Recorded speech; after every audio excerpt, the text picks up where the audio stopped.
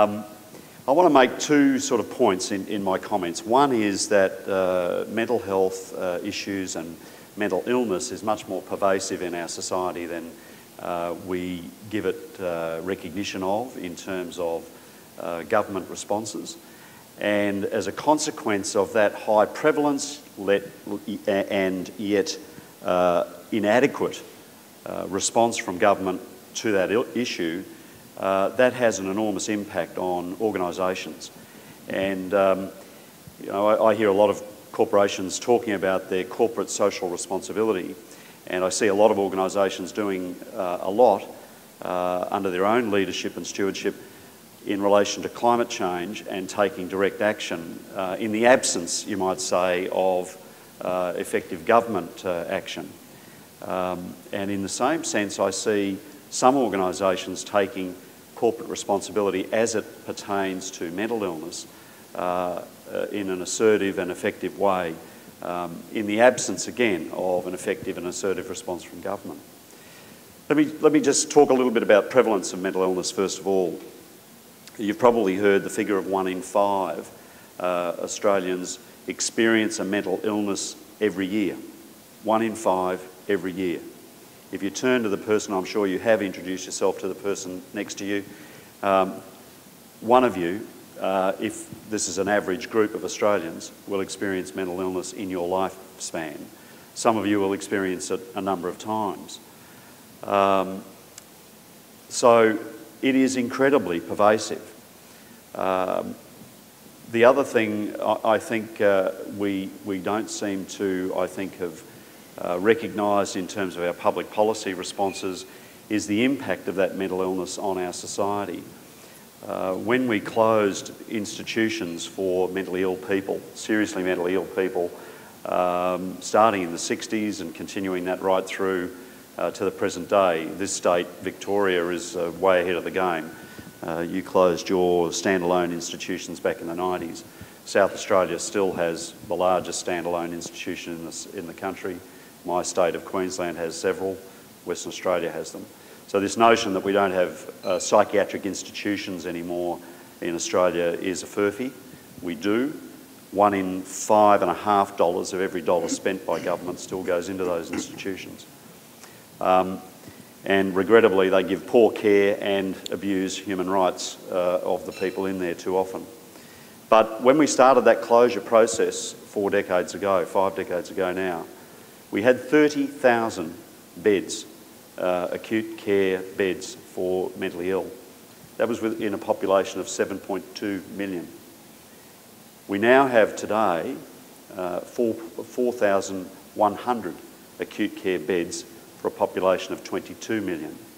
There have been some extraordinary developments, particularly in terms of medication, which have allowed people to live outside of 24/7 care much more effectively.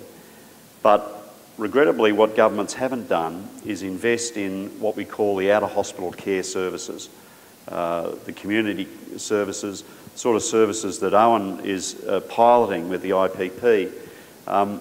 They're so small in scale, so small in reach in the Australian population that the vast majority of people with severe and persistent mental illness, those even with moderate levels of disability due to their mental illness, get very little care. And the consequence of that is that in New South Wales, which is the only prison population we have data on, over 70% of the men there have mental illnesses, and a higher number, 90% of the women, have mental health problems and illnesses in the previous 12 months prior to incarceration. The tragedy is they actually get better treatment in hospital than they got, in prison than they got in the community.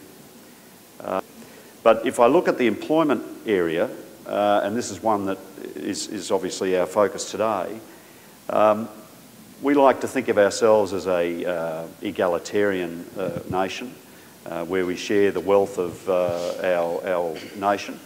But when it comes to employment, people with mental illnesses do very poorly. They are far and away have the lowest workforce participation rate of any group of disability. So if we take physical disability, intellectual disability, including brain injury, and psychiatric disability. The psychiatric disability group has about half the rate of employment that those with physical disability have. So we've come a long way in the last 30 years in terms of employment of people with physical disabilities. We've done lots in terms of workplace modification, changing attitudes as well. But we have done very little in relation to changing the employment rates for people with even high prevalence disorders like depression and anxiety, substance abuse, let alone really tackling the much more challenging area of the low prevalence disorders like psychoses. We do very poorly when we look at ourselves in comparison to other OECD comparatives.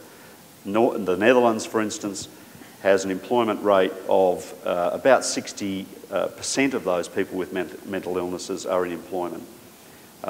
We have under 30%. For people with schizophrenia, it's 9%. So only 9% of Australians with schizophrenia, or that diagnosis at some point, have employment. And as Owen said, employment is critical to their sense of being. Employment is the new religion in our society. 1 in 10 of us go to church of some sort. 6.5 in 10 of us are in employment. Work is what defines us so often, and yet we exclude people with mental illness because of fairly poor policy settings and also the stigma still associated with mental illness. Owen's program is really modelled on work that's now about 15 years old in terms of the evidence, and it says that we get much better employment rates and retention of employment if we provide the support in the workplace. So not training pre-employment, but training and support in the workforce for the person that has the mental illness, but also for the place of employment. So helping deal with attitudes and managerial practices, HR policies and so on. We get much higher rates of continuous employment in that sort of model. Yet the governments of Australia, both sides of politics, have ignored this advice. I've sat with Kevin Andrews, the previous Workplace Employment Minister, Sharman Stone, and gone through this data with them. They understood it, they got it, but what we have in Australia has typically been the application of compliance requirements on people to attend or meet certain obligations. Mutual obligation was a term that generated under the Howard government. It hasn't disappeared really from this government's rhetoric either, just it's not spoken. But the same principles still apply. The predominant policy paradigm in employment policy in Australia is about compliance. You will comply, and we can see these compliance things coming out in relation to young people. You either have to be in work or you have to be in education or you do not get unemployment benefits. So it's coercive policy rather than what the evidence says is about providing services, and that way we can actually make a difference to people's lives. I believe that workplaces have a corporate social responsibility to step up and provide the awareness, first of all, provide the early identification and referral to treatment for people with illnesses. I've done a master's degree in HR management. What I know from that, and being a CEO for over a decade, is that typically HR policies have been about managing poor performance out of the organisation. And what we did in the 90s in particular, where we restructured the Australian workplaces dramatically through microeconomic reform, as it was called, was we engineered out a vast number of people with mental illness through restructuring and so forth. And those Australians now sit on the long-term unemployed on the DSP, the Disability Support Pension. There are about 500,000 Australians in that category. We have to, in the absence of good public policy from government, start to turn that around and start to figure out how we can bring those people back into workplaces and provide a greater meaning for their life and certainly better economic outcomes for them as well. But also deal with, I think, the challenges that we have in our own workplaces. More inclusivity, more diversity of talent, higher retention, even finding the capable workers that we need, knowing that our unemployment rate in Australia is heading south again. These are some of the issues that I think we've got to confront in our HR policies in organisations and start to rework these from the performance management paradigm of engineering people out of the organisation if they're seen as a underperformer, to seeing, well, here is someone who may be experiencing mental health problems, undiagnosed, untreated. How do we actually turn that around and turn them back into a highly productive worker that we thought they were when we employed them? Just a few comments. Thank you.